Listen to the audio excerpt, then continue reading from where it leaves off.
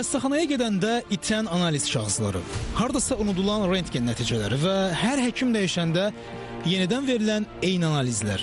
Hamımızı yoran bu proses artıq tarixə qovuşur. Çünki telefonlarımızda, kompüterlərimizdə bizim tam bir sağlamlıq əkizimiz yaradılır. Səhiyyə Nazirliyi möhtəşəm bir layihəni, hətta deyərdim ki, inqilabi bir layihəni tibbi rəqəmsal əkiz sisteminə təqdim etdi. Bəs bu sistem bizə nə verəcək? Çox sadə. İnsan doğulduğu andan ömrünün sonuna dək hansı xəstəliyi keçiribsə, hansı dərmanı qəbul edibsə, hamısı bir rəqəmsal yaddaşa köçürülür. Artıq Bakıda, Şuşada və ya Qaxda həkimə getməyinizdən asılı olmayaraq, həkim bir kliklə sizin bütün canınızın xəritəsini görəcək.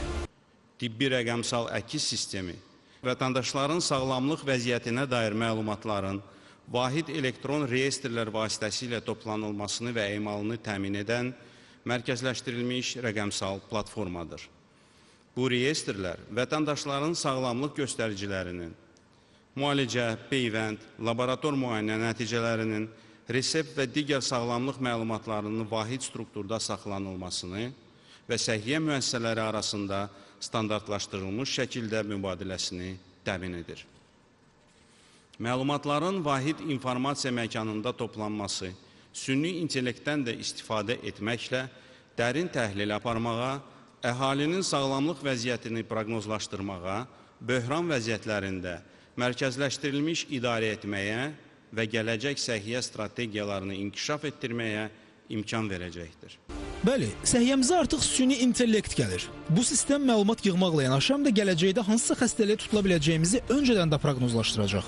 Beynəlxalq ekspertlər və Ümumdünya Səhiyyə Təşkilatı da təsdiqləyir. Azərbaycan bu sistemlə Qafqaz və Mərkəzi Asiyada rəqəmsal səhiyyənin liderinə çevrilib. Üstəlik, kağız bültenlər artıq tamamilə ləğv olunub. Hər şey rəqəmsaldır. Çıxış edən digər rəsmilər də bildirdi ki, ölkədə son il həyata keçirilən rəqəmsallaşma təşəbbüsləri daha da artıb və tibbi rəqəmsal əkiz sistemi təkrar analizlərə və həkim ziyarətlərinə olan ehtiyacı aradan qaldırır. Vətəndaşların xərclərinə qənaət etməklə səhiyyə və tibbi sığorta sisteminin üzərinə düşən yükü azaldır. Beynəlxalq ekspertlər layihənin texnoloji xüsusiyyətlərini və innovativ imkanlarını da iştirakçılara təqdim etdilər və məlum oldu ki, elektron xəstəlik vərəqəsi sistemi ölkə üzrə tam tətbiq olunub. Yeni sistem həm cibimizə qənaət edir, həm də eyni analizi təkrar vermək əziyyətindən bizi xilas eləyir və tibb təhsilinə süni intellekt fənni gətirilir ki, həkimlərimiz bu texnologiyanı mükəmməl idarə etsinlər. Bir sözlə, sağlamlığımız artıq etibarlı rəqəmsal əllərdədir və hər kəs öz mobil telefonlarında bu tətbiqi endirə bilər.